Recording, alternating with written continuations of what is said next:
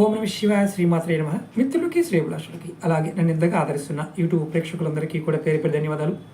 మిత్రులారా, మీ అందరికీ పరాదేవత ఎల్లవెల్లలా మీతో ఉండి మీ మనోవాంఛ నెరవేర్చాలని మనస్ఫూర్తిగా కోరుకుంటున్నాను. మనం దీపాలు ఎన్ని ఒత్తులతో వెలిగిస్తే ఎటువంటి ఫలితాలు కలుగుతాయో తెలుసుకుంటున్నాం. ఈ వీడియోలో 11 ఒత్తులతో దీపాలతో అంటే 11 ఒత్తులతో దీపాలు వెలిగిస్తే దీపారాధన చేస్తే కలిగే లాభాలు తెలుసుకుందాం. అలాగే మీకు ఈ వీడియో నచ్చినట్లయితే లైక్ చేయండి. ఛానల్ని కొత్తగా చూసే మిత్రులు సబ్స్క్రైబ్ చేసుకోండి. పక్కనే గంట సింబల్ ఉంటుంది, దాన్ని యాక్టివేట్ చేసుకొని మీరు 10 మంది మిత్రులకు షేర్ చేయండి. అలాగే నాతో మాట్లాడాలనుకునే వాళ్ళు మిత్రులు ఎవరైనా సరే వీడియో డిస్క్రిప్షన్లో నెంబర్ ఇవ్వడం జరిగింది, ఆ నెంబర్ కాంటాక్ట్ చేయండి. అలాగే 9440593655 ఈ నెంబర్కి కాంటాక్ట్ చేసి అపాయింట్మెంట్ తీసుకోవచ్చు. అలాగే తాంత్రిక వస్తువులు, పూజా వస్తువులు కావాల్సిన వారు మన వెబ్సైట్లో కూడా పెట్టడం జరిగింది, అక్షనిధి మార్ట్. మీరు వెబ్సైట్ లింక్ కూడా డిస్క్రిప్షన్లో ఇచ్చాను, చూడండి. మనం ఈరోజు ఈ వీడియోలో 11 ఒత్తులతో ఈ దీపారాధన చేస్తే కలిగే లాభాలు తెలుసుకుందాం. 11 ఒత్తులకు ఆదిదేవుడు ఇంద్రుడు. సాధారణంగా సోమవారం ఉదయం 6 గంటల నుండి 7 గంటల లోపు వెలిగించాలి. ముఖ్యంగా శివరాత్రి పర్వదినాలందు బ్రాహ్మీ ముహూర్త సమయంలో ఇది వెలిగించడం శ్రేష్టం.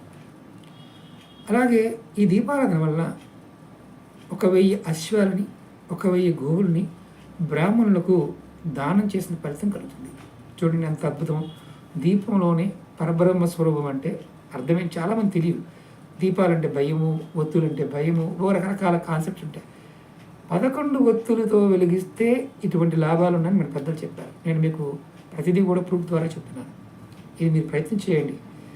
అంత అద్భుతమైన ఫలితం దీపం వల్ల వస్తుంది. అంటే దీపం సాక్షాత్తు స్వరూపం, పరాదేవత సాక్షాత్తు, అది గుర్తుంచుకోండి. ముఖ్యంగా ఒక ఒత్తిని మనం రుద్రుడిగా భావిస్తాం, అంటే శివుడిగా ఏకవొత్తిని భావిస్తాం. అంతేగాని మనం చాలామందికి ఏంటంటే అనుమానాలు ఉంటాయి. 11 అంటున్నారు, 2 సరిపోతాయి కదా, మన సొంత లెక్కలేస్తాం. అలా మీరు ఆలోచించకండి. చెప్పింది చెప్పినట్టుగా ప్రయత్నం చేయండి. శాస్త్రంలో ఉన్నదాన్ని మనం పాటిద్దాం. సొంత పైత్యాలని మనం వీటిలో చొప్పించవద్దు. అలా చేస్తే మనం మన చావుని, మన సమస్యలని మనమే కోరి తెచ్చుకుంటాం. ఇప్పుడు ఒక ఒత్తిని రుద్రుడిగా భావించాం మనం, అంటే వెలిగించేటప్పుడు. అంతేగాక దీనివలన వెంటనే సత్ఫలితాలు కూడా కనపడతాయి. అంటే 11 ఒత్తులతో త్వరగా ఫలితాలు వస్తాయి. ఎవరైతే పరిశోధన చేస్తారో వారికి ఈ దీపారాధన అద్భుతంగా పనిచేస్తుంది. దీనివలన పరిశోధకుడు, బహిరతుడు, అంటే భయం లేనివాడు అవుతాడు. అంతేకాకుండా మనసులో గల ఆలోచనలు ఆచరణలో పెట్టాలి అంటే 11 ఒత్తులు దీపారాధన చేయమని శాస్త్రం చెప్తుంది. అలాగే ధ్యానం, అంటే మామూలుగా ధ్యానం చేసేవాళ్ళు చాలామందికి మనసు నిలకడగా ఉండదు. అలాంటి వారికి ధ్యానం చేయాలి అనుకునేవారు ధ్యానం చేయలేకపోతే దీన్ని వెలిగించి మీరు ధ్యానం చేయండి. మీకు ఖచ్చితంగా మీ మనసు నిలబడుతుంది. 1000 ఆవుల్ని దానం చేసిన ఫలితం ఈ దీపారాధన వల్ల కలుగుతుంది. అలాగే మాంగళ్య దోషం, ఈ మాంగళ్య దోషం ఉన్నవారు ఇది వెలిగించడం వల్ల ఆ దోషం తొలగిపోతుంది.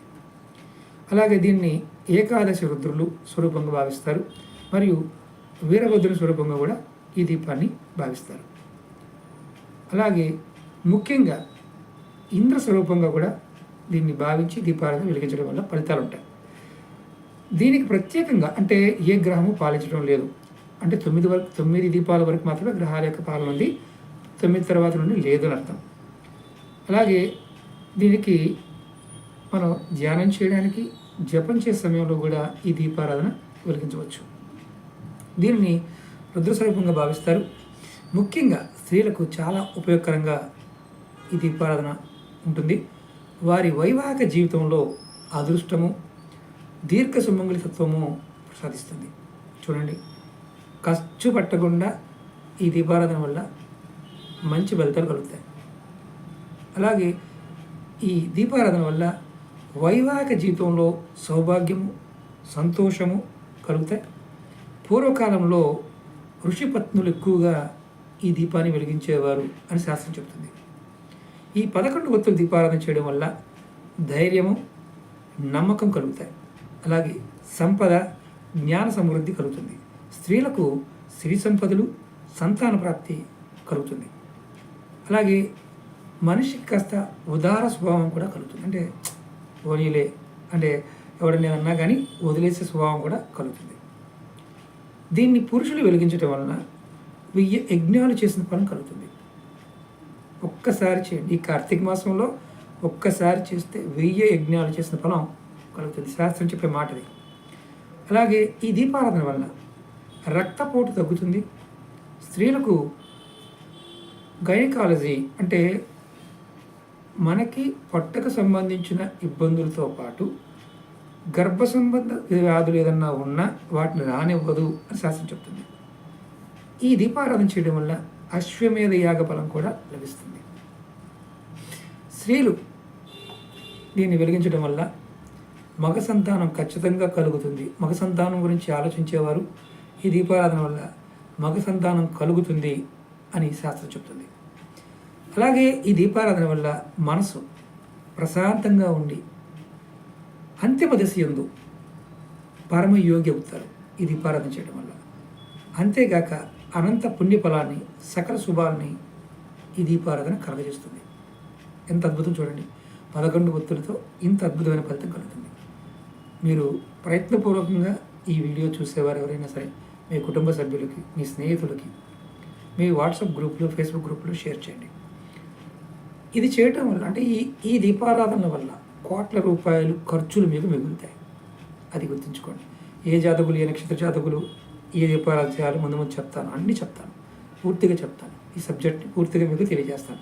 నెక్స్ట్ వీడియోలో 12 ఒత్తుల దీపారాధనతో కలిగే లాభాలు తెలియజేస్తాను. అలాగే మీకు ఈ వీడియో నచ్చినట్టు లైక్ చేయండి, ఛానల్ సబ్స్క్రైబ్ చేసుకోండి, పక్కనే ఉన్న గంట సింబల్ని యాక్టివేట్ చేసుకొని 10 మంది మిత్రులకి షేర్ చేయండి. ఒక మాట చెప్తాను, అన్ని దీపారాధన చెప్తున్నారు బాగానే ఉంది గురుగారు, అన్నీ చేయాలా? మీ ఓపిక. 1 నుండి మీరు ఎన్నైనా చేయవచ్చు. ఈ వీడియో డిస్క్రిప్షన్లో నేను మిగతా 10 వీడియోలు లింక్స్ కూడా ఇస్తాను. వాటిని కూడా మీరు చూడండి. మీరు వీటిని ఒక్కొక్క పాయింట్ని రాసుకోండి. అవసరమైతే నేను షార్ట్ వీడియోలో కూడా ముందు చెప్తాను, ఈ పాయింట్స్ కూడా చెప్తాను. కాకపోతే ఏంటంటే మీరు ప్రయత్నపూర్వకంగా ఎన్ని లాభాలు కలుగుతాయో, ఎటువంటి అనారోగ్య సమస్య నుంచి బయటపడాలో, మీకున్న సమస్యలు బట్టి ఈ దీపారాధన చేయండి. రెగ్యులర్గా చేయవచ్చు, అకేషన్గా అంటే పర్వదినాలప్పుడు కూడా చేయవచ్చు.